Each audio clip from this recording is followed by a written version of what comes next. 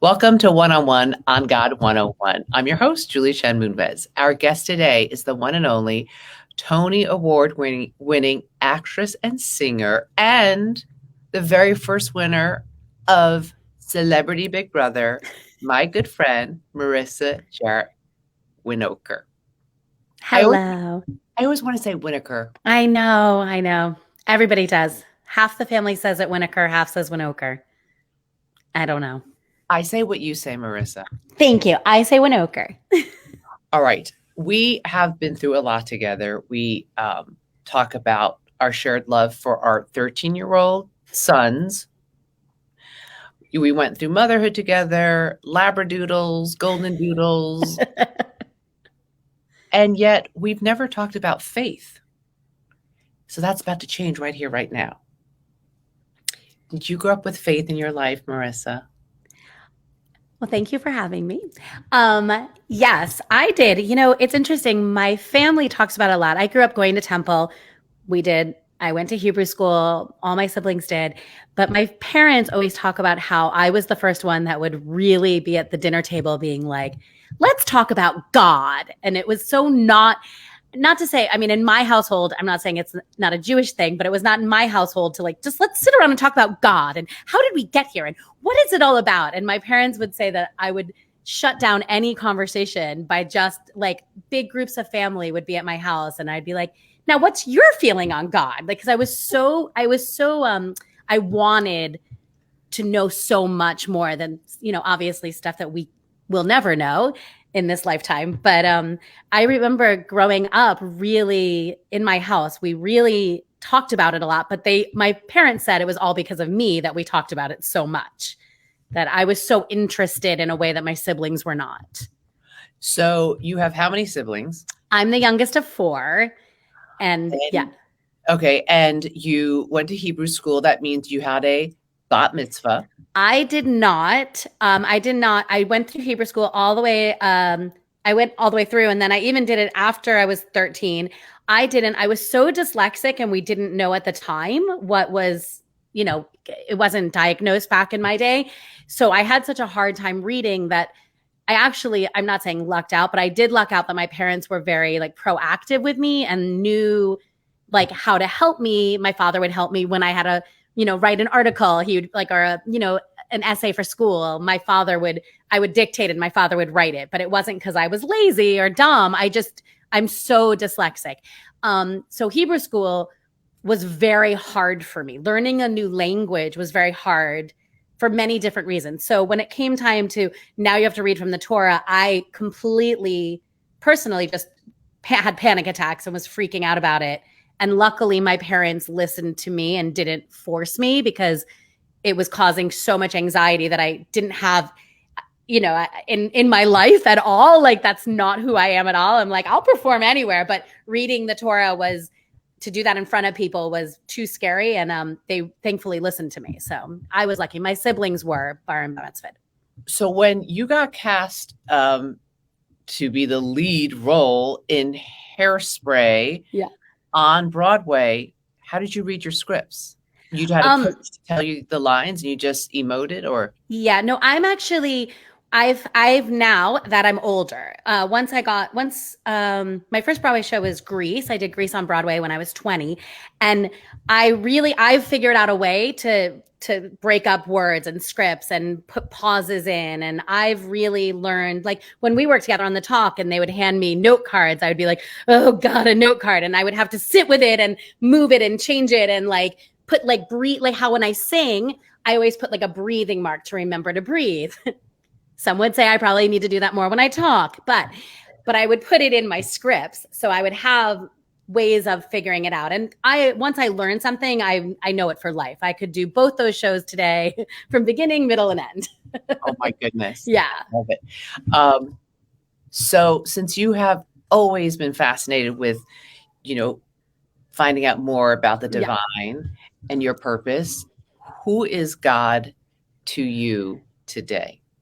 God to me, I would say today is really, I mean, it's interesting you say that. For today, I just went on this beautiful hike. I'm in Palm Springs for the weekend. And for the first time in like 20 years, there's water flowing in this, like up in this mountain that hasn't had water forever, but we've had so much rain in California. And I was walking and I was thinking about that. I was like, oh, this nature right now, this is God. Like the different wildflowers, there was orange and yellow and red all together. And like, I've done this hike before and there's never been a flower. The mountains look green in Palm Springs and the water was coming down and you see the snow. And I'm like, this is what God created. This, and I thought about that today, even just like, this is what it was meant to be. So I think today I would say the nature and just the air and the water today would be what I would say, like nature is so God to me, like the way it's just so beautiful. Sounds like you see God in every little thing. I do. I do. I am definitely, it's funny because I think you wouldn't, if you were just, you know, my day-to-day friend, I don't think I talk about it a lot, but I mean, I do in different ways. Like, you know, I think like, gosh, like just for us to be here today, like for you and me to be here, we're so lucky, right? Just not even like, I'm not even saying talking to one another, just the chances of us, it's a star. I mean, the chances of our creation is so, we've already won, you know? So we won by being able to live this life because there's so many, you know, so many eggs, so much sperm. And for the chance that those two things came together and made who you are, it's like that to me. Yeah. Only God. Yeah, absolutely. So who was God to you as you were growing up and trying to find answers? Well, that was, I mean, I definitely, and I see it in my son doing the same thing of like, but why are we here? What's the big picture? And I see him at night, like sometimes we'll be talking and I'll see it start happening with him, the spiral of the like, but why, right? But why am I here? How did it happen? And I have no answers, you know, because who does? And I see it happening with him. And I remember being really young and lying in bed, and I would say pretty much every night, it's almost like a meditation going to bed when I'll talk to God, but it's more of I'm talking to God in meditation. It's not, I'm not asking for anything. I'm not asking for, I mean, when I was young, I was asking for a lot. When I was young, I was like, oh, I just want to be an actress and I want to be healthy. And I would always go through my siblings and be like, oh, take care of Vicky and take care of Robert and take care of Mark and take care of my mom and take care of my dad, you know, and I would always list my family members when I was young. And that continued on as I was older. But I feel like it's more of like a meditation, a calming thing for me. And it's always at bedtime. Still today, I would say, like I'll lie in bed and it's almost like I start my meditation by just being like, okay, like, but it's like I'm just talking. And my mom would say, you'd always be talking in bed, but she thought I was just talking, you know? I was like, yeah. Just being Marissa. Just being me. Yeah, exactly. Now, ooh, can you hear that? There's a siren going on. Oh. I don't think you can hear it. What? Now I lost my train of thought. It's okay. Now I hear the siren. Do you really? Only for that sec. Now I do. When you said I lost my train of thought, but now I don't. Okay. It's gone. So what I want to ask you about your relationship with God. I know what I want to ask you. What do you think your purpose is? Why do you think the Lord created Marissa Jarrett Winokur? That one's tough, right? I think that I'm still looking for my purpose. I mean, honestly, I think I always thought, it's funny, I think I always thought my purpose was like, I'm here to make people laugh and make people smile. But once my son was born, I was like, oh, my entire purpose was to create this other person. Like my purpose had nothing to do with me. I was so selfish to think that way. And my whole purpose was to make Zev. But then like, what's his purpose, you know? But I really feel like my whole purpose was to make this little boy, like my child. Like I think, and it definitely it takes the pressure off of me because now I've done my purpose, but. No, well, I mean, Zev is now 13. He's 14. I'm a little older than Charlie. Oh, when did he turn 14? He's 14 in July. So he turns 15 in July. He's almost a full year. He's like yeah, I know. And he is 6 foot, how Six tall? 1. I know. And you can't see from here if you don't know me. I'm not even 5 feet tall. So they always said when he was young, they were like, he's gonna be over 6 feet. I'm like, no, he's not. I'm like, nobody's over 6 feet. No, wait, Judah looks. I know. I get my husband. Okay, he's almost 6 feet. So I guess it's from so he had a part of this. But I always joke that because Judah's always like slouching down to talk to me, he seems so much shorter. Yeah, no, he is taller than his dad, and he's magnificent. Judah's really 6'4", but he's always slouching down to talk to you. So you think he's only. I'm like, oh, he's like 5'7", like my brothers. No, he's not. He's a full grown taller than my brothers. Yeah. Did winning Celebrity Big Brother, going through Big Brother, the Celebrity Edition, did that test you?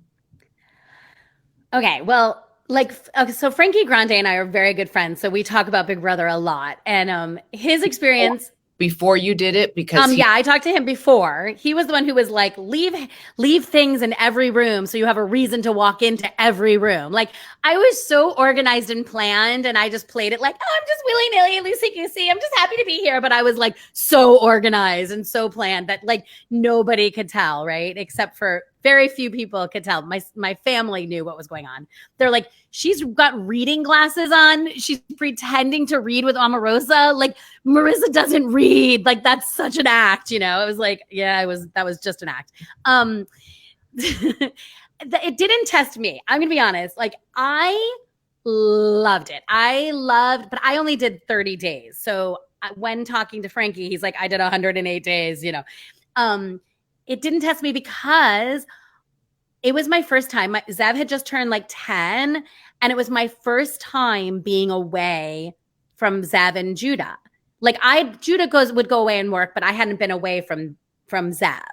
Like, and it was really good for me as a mom to be like, oh, right, this is who I am. I forgot about laughing with my friends because I'm so wrapped up in my kid. I mean, I'm so obsessed with him, but and I still am, but I hadn't really done that joy, like, of just belly laughing with friends in so long, who are you still in touch with? Because we saw the bond between you and Ross Matthews. Yeah, well, Ross and I are still in touch. We're very close. Ross and I are very, very close. So, and any other long friends as a result? I stayed in touch with Brandy because she just Brandy's hilarious. How can you not just love Brandy? She's hilarious to me.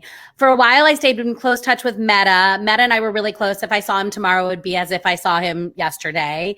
And James Maslow and I stayed in touch. It's interesting. Like, if I saw Mark tomorrow, it'd be like it was yesterday. You're bonded. I really did. I really felt like, and I joke with Ross that I'm like, that's why I won. Like, everybody's phone number's in my phone. Like, I reach out on holidays to everybody, and even Omarosa. I talk to Omarosa on many a day. Like, we'll just be texting during anything political. I'm always like, what's happening? What do I need to know?